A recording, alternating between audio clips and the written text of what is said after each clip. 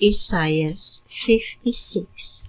Nag-ingon ang Ginoo sa iyang katawhan, patunhaya ang hustisya ug buhata ang matarong. Kay sa dili madugay, luwason ko na kamo ug ipaila ko ang akong katarong. Bulahan ang tawo nga magbuhat niini sa kanunay ug magtamod sa adlaw igpapahulay ug dili gayud magpasipala niini ug dili usab magbuhat og dautan.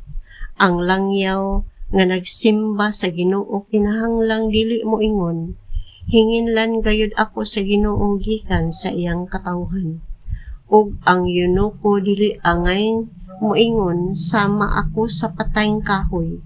Kay nag-ingon ang Ginoo ngadto sa eunuko, kung nagtamod ka sa akong adlaw ipapahulay ug nagbuhat sa akong kabubuton ug nagtuman sa akong kasabutan, maghimo ako og handumanan alang kanimo ug himuon ko nga mahinumduman gayud ang imo ngalan diha sa akong templo ug sa akong katawhan, bisan ug wala kay mga anak, dili kagayud hikalimtan.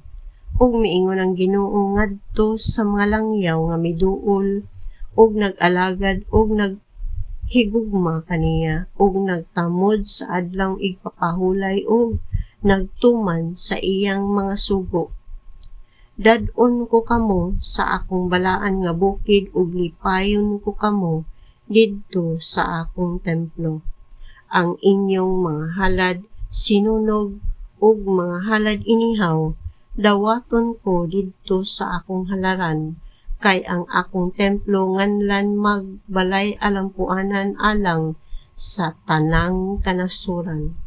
Ang Ginoong Dios nga nagtigom sa mga nagkatibulaag nga mga Israelita miingon, aduna pay uban nga akong tigumon gawas ni adtong natigom na.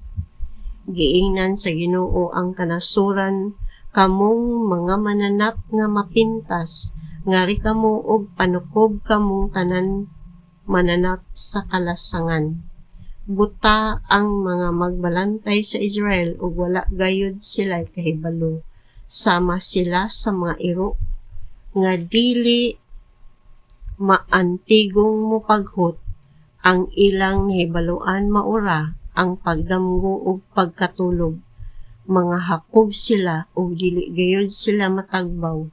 Mga magbalantay sila sa karnero nga walay mga alamag ug nagtinguha lamang sa ilang kaugalingong kaayuhan.